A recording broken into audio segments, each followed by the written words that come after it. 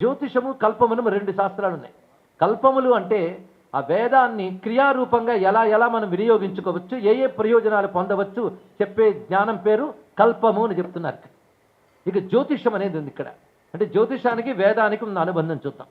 మనం ఈ రోజున పంచాంగము, తిథి, వార, నక్షత్రములు అనుకోవడానికి కారణం వేదానికి అంగమైన జ్యోతిష్ శాస్త్రం. మరి అంగములు వేద పురుషుడికి ఏ స్థానాల్లో ఉన్నాయో చెప్తూ జ్యోతిషం వేద పురుషుడి యొక్క నేత్రస్థానం అన్నారు ఇక్కడ.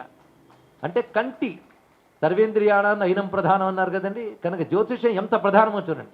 వేదము చెప్పినటువంటి ఏ విధమైన క్రతువు చేయాలన్నా దానికి ముహూర్తం కావాలి. ఆ ముహూర్తము నక్షత్ర గ్రహాదుల సంచారం బట్టి ఏర్పాడై ఉంటుంది. సూర్యోదయ సూర్యాస్తమయాల బట్టి చెప్పబడుతుంటుంది. అవి తెలుసుకోవాలి అంటే జ్యోతిష్ శాస్త్రం ప్రధానమవుతుంది. అదేవిధంగా వేదంలోనే జ్యోతిషం ఉన్నది. జ్యోతిషం అని వేదం నుంచి మళ్ళీ ఒక శాస్త్రంగా వృద్ధి చెందే మాత్రమే కాకుండా వేదంలో నక్షత్రాలకు సంబంధించిన మంత్రాలు, గ్రహాలకు సంబంధించిన మంత్రములు, ఆశ్చర్యకరమైన అంతరిక్ష విజ్ఞానానికి సంబంధించిన జ్ఞానం చాలా ఉన్నది వేదమునందు.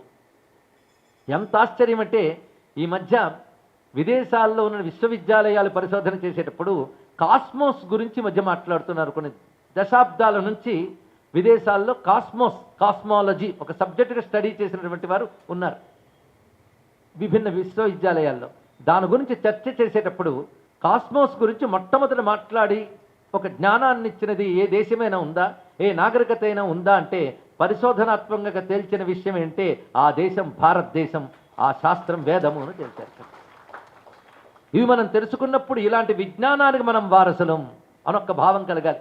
కానీ వేదంలో నక్షత్ర సంబంధమైన మంత్రములు ఏమిటి, గ్రహ సంబంధమైన మంత్రములు ఏమిటి, రాసుల గురించి ఎలా చెప్పారు, ఇవన్నీ చెప్పాలంటే ఆ మంత్రములు చెప్తూ అర్థం తెలుసుకుంటే మనకు తెలుస్తాయి. దీని నుంచి వృద్ధి చేసినదే ప్రత్యేకంగా మనకి జ్యోతిష్ శాస్త్రం. అంటే